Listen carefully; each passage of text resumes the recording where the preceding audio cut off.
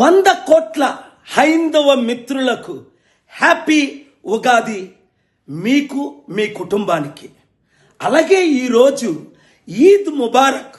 200 దేశాల్లో 200 కోట్ల మంది రంజాన్ చేసుకుంటారు. అయితే విచారం ఏమిటంటే, ఒక నెల్లూరులో ముస్లిం ఉన్నాడు చూసారా, వాడు ఇష్టం వచ్చినట్టు వాగాడు.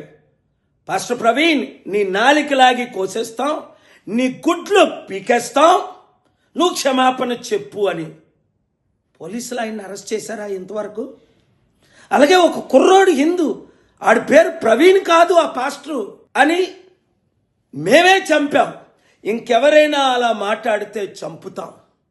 చూసారా, అక్కడ అమెరికాలో టెర్రీ జోన్స్ అని ఖురాన్నే బర్న్ చేస్తుంటే నేను 2011లో ఆపిన సంగతి మీకు తెలుసు. ఇక్కడ హైదరాబాదులో కత్తి మహేష్ అని రాముడు కరోనా ప్రియుడంటే అరెస్ట్ చేయించాం. బైబిల్లో క్లియర్గా ఉంది, ఇతర దేవతలను దూషించొద్దు, వారిని కించపరచొద్దు.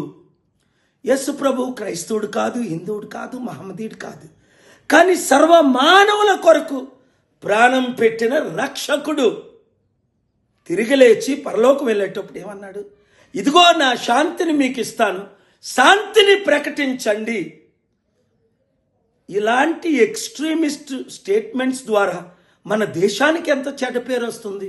కనుక మీడియా మిత్రులారా, సోదరులారా, శాంతిని ప్రతి గ్రామానికి చేర్చటానికి, ప్రతి ఇంటిలో, కుటుంబంలో, కమ్యూనిటీలో, కులములో, మతములో శాంతి ఉండడం కొరకు ఈ వీడియోని శాంతి కాముకులందరూ షేర్ చేయండి. God bless you. Peace be unto you.